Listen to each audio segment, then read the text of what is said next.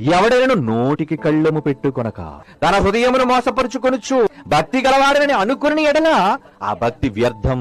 నోటుకొచ్చింది మాట్లాడడం, నోటుకొచ్చింది వాగటం, నోటుకొచ్చిందల్లా ఎవరి మీదైనా దోషణకరమైన మాటలు మాట్లాడటం. నువ్వు కన్నీళ్లు గార్చొచ్చు, నువ్వు మోకాళ్ళు అనొచ్చు, నువ్వేమైనా చెయ్యొచ్చు, కానీ నీ నోటికి కళ్ళెము లేదు. చాలా మంది చూడండి సంఘానికి వస్తారు, అందరి మీద మాట్లాడతారు. లేరా అబ్బో టోటల్ గా 99% క్యారెక్టర్స్ అని ఇలాంటివేనండి. వాళ్ళు వచ్చి చూస్తారు, ఏం బట్టలు వేసుకున్నారు, వీళ్ళు ఎవరు, ఏంటి వీళ్ళ సంగతి ఏంటి, వీళ్ళ కోసం అయితే విన్నాను, ఏంటి నిజం చెప్పండి అంటే అక్కడికి వచ్చి వీళ్ళు మాట్లాడేది దైవ సంబంధమైనవి కావు.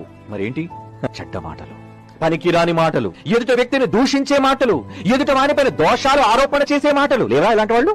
నోటికి కళ్ళెం పెట్టుకోమన్నాను కదా, ఏం మాట్లాడుతాను అక్కడికి వచ్చి? నువ్వు వాక్యం తప్ప వేరే ఏ విషయం మాట్లాడినా నువ్వు భక్తిహీనురాలువి, భక్తిహీనుడివి. ఏది మాట్లాడుతున్నావని నోటికి కళ్ళెం పెట్టుకోకుండా ఉన్నావు కాబట్టి నీ భక్తి వ్యర్థం.